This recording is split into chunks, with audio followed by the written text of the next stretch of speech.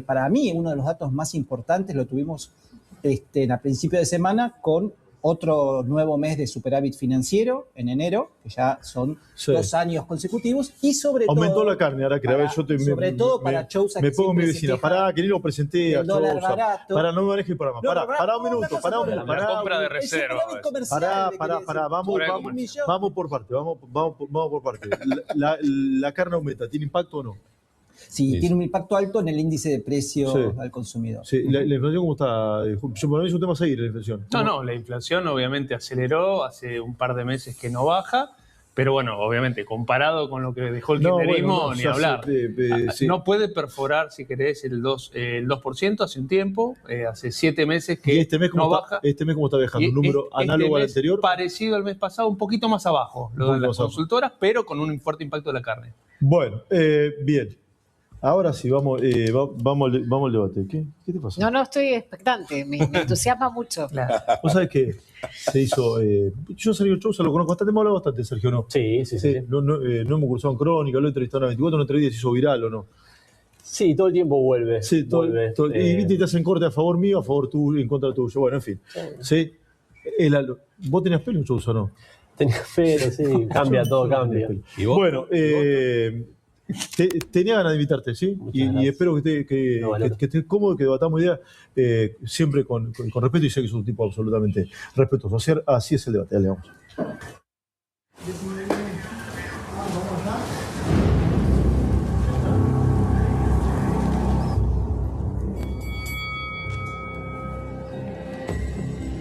Bueno, muy bien. ¿Por dónde arrancamos? Vos estás como asustado, ¿no? No, quiero escuchar los argumentos, porque la realidad es que nos guste o no, hay un sector del país, no sé si minoritario o mayoritario, que piensa como seguramente va a expresar Chousa. ¿Qué estás viendo, Sergio? Bueno, recién ustedes hablaban de la inflación, me parece que hoy sigue siendo el principal problema. Una economía con más de 30% de inflación anual no es una economía normalizada. Sigue siendo Argentina, estando en el lote de los 10 países con más inflación, y esto se da en un contexto de ancla cambiaria, ancla fiscal en términos reales por los buenos resultados del sector público, y ancla salarial porque las paritarias vienen viajando bastante por debajo de esa inflación. Entonces, no es normal que en un programa antiinflacionario vos sigas teniendo una rigidez tan elevada, bien arriba del 2%, después de más de 2 años de haberse iniciado. En realidad sí, normal, perdón. Lo que pasa es que bajó muy rápido la inflación.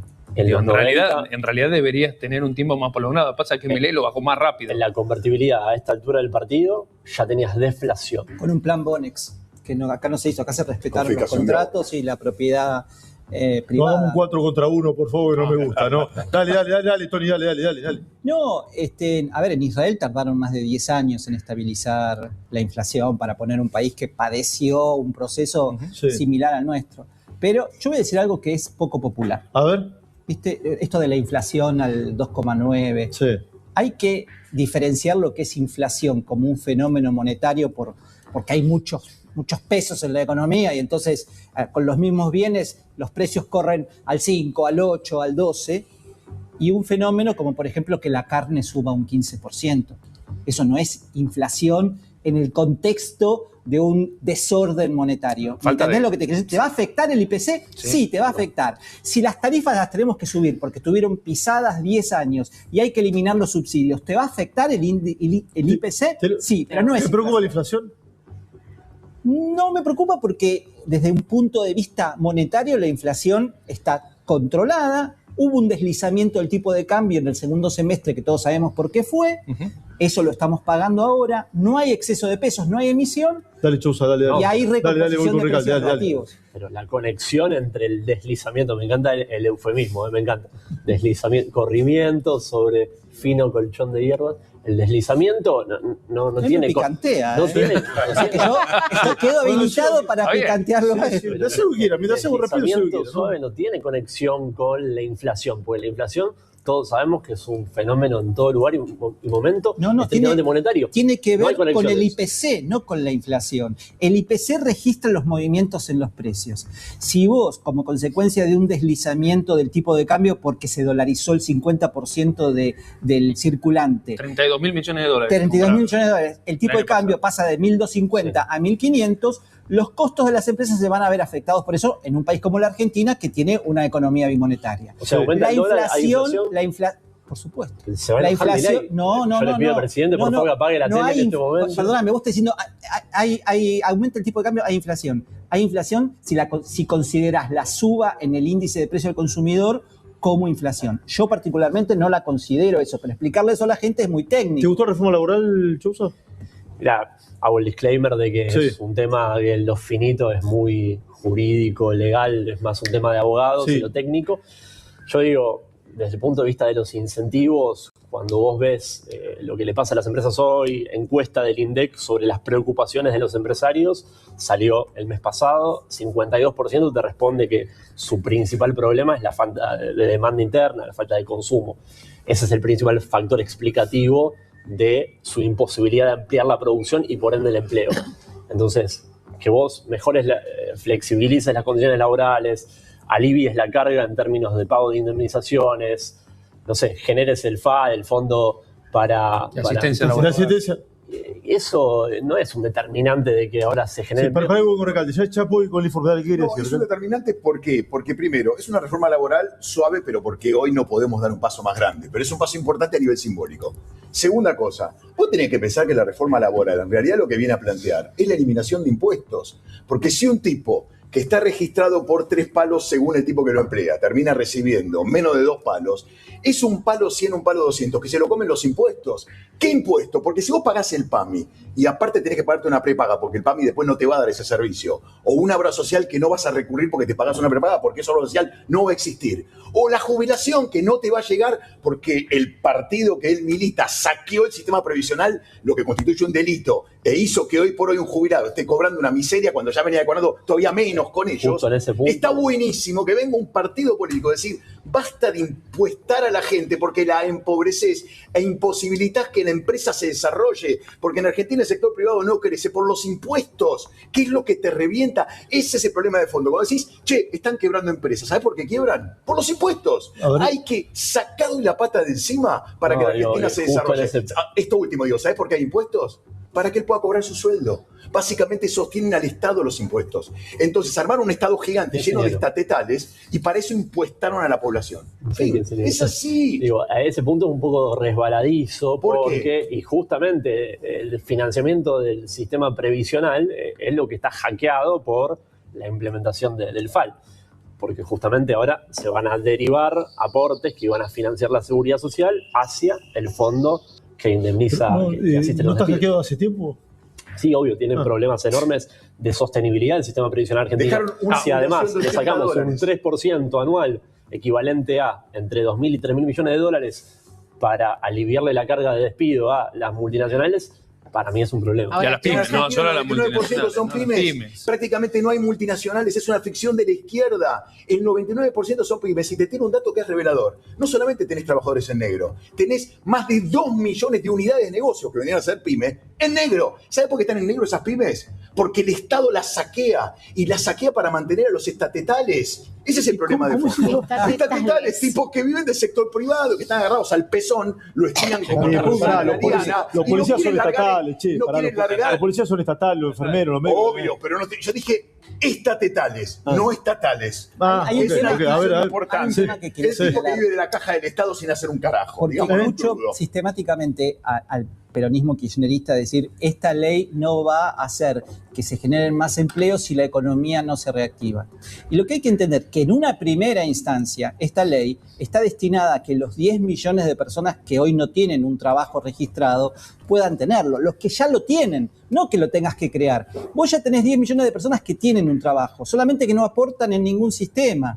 Entonces el día de mañana no van a tener una jubilación, no van a tener un PAMI, no van a tener nada. Y lo que estamos diciendo es, che, pyme, no tengas miedo ahora de blanquear a esta gente, porque te va a salir más barato, no vas a tener litigio. Dale, Chousa quiere decir algo, dale. Métete sin problemas, Sergio, dale. En el inicio, en el primer DNU, el 20... Lo bloqueó la justicia. La ley bases. Vos sabés bien. No, dice el decreto. El DNU 70. El decreto. Claro, pero la parte laboral de ese decreto la bloqueó la justicia por ser un decreto, justamente. Entonces ahora se está abordando con la ley. Podría tener 1000 hipótesis y teorías sobre cómo va a impactar. En un año, si quieren, nos encontramos de nuevo y vemos cómo evolucionó la creación de empleo, de empresas y la formalización laboral. Vamos a tener los resultados arriba de la mesa. Algo hacer igual con el esquema actual de relaciones de trabajo.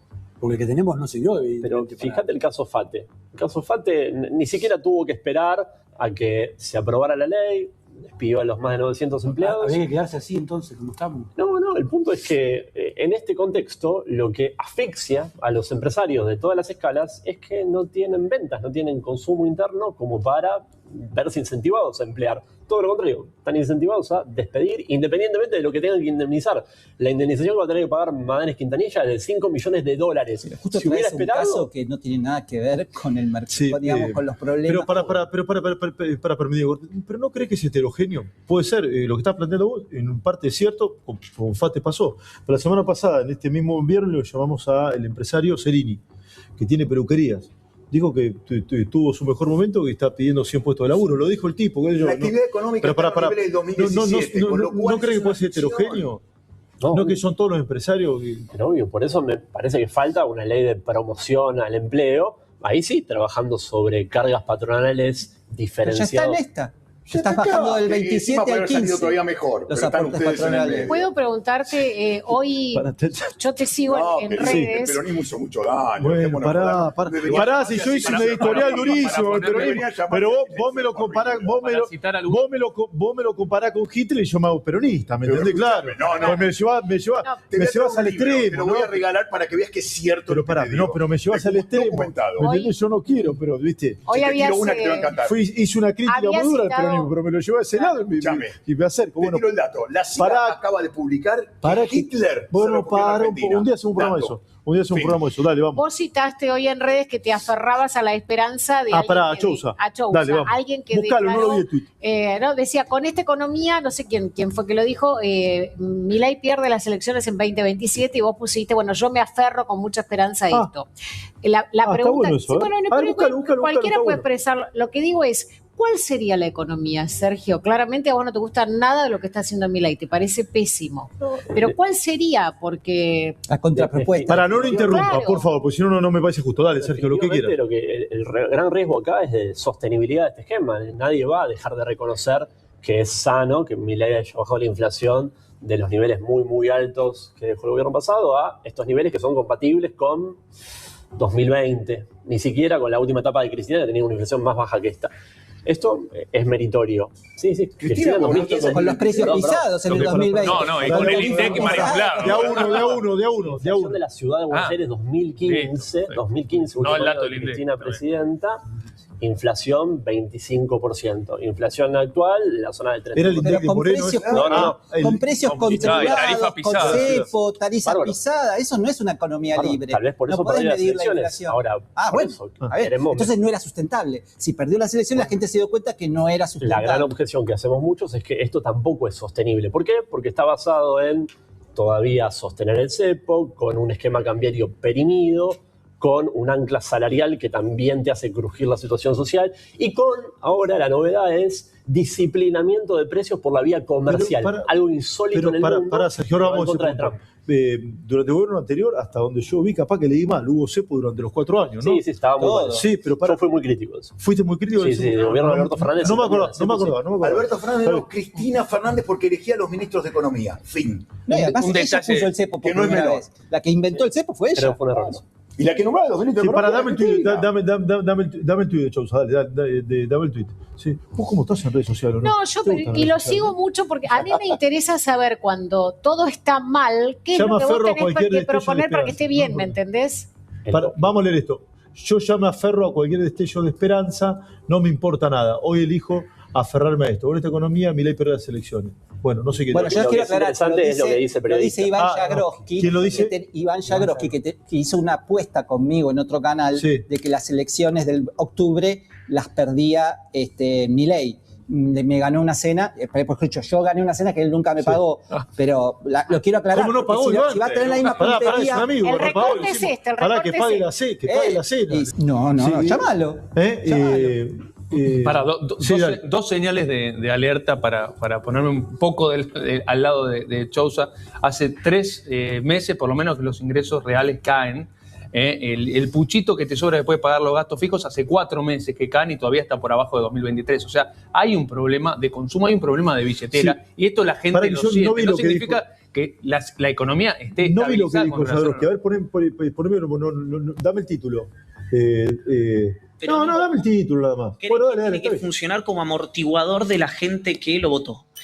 Y yo lo que creo que este es un proceso distinto al de Macri, por ejemplo, donde lo que hay es un quiebre en el sistema político, un quiebre en la sociedad. Hay una catarsis social. 4 veces lo votaron a Milei.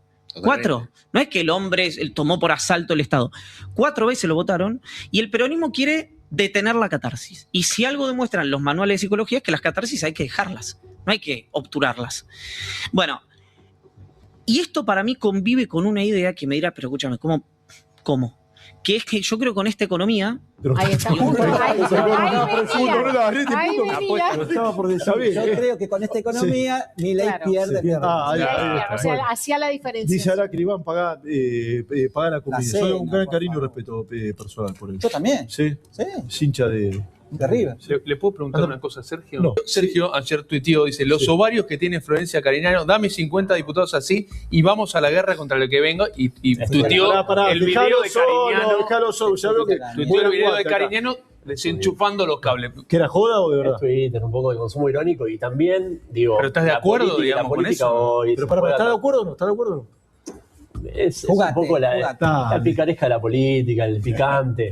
Yo recuerdo Lemoyne peleándose casi a las manos también con Marcela Pagano. Bueno, el Congreso... Y estuvo mal eso, nosotros lo cuestionamos, que estuvo mal. Aparte fue general. Ella estaba sacando los cables. Ahí eran dos que estaban peleando. Acá le sacó los cables para que no se haga la sesión. Ya ese parlamento solemne que recordamos de hace 30 o 40 años ya no existe más. Entonces lo de Pagano y Lemoyne te gustó.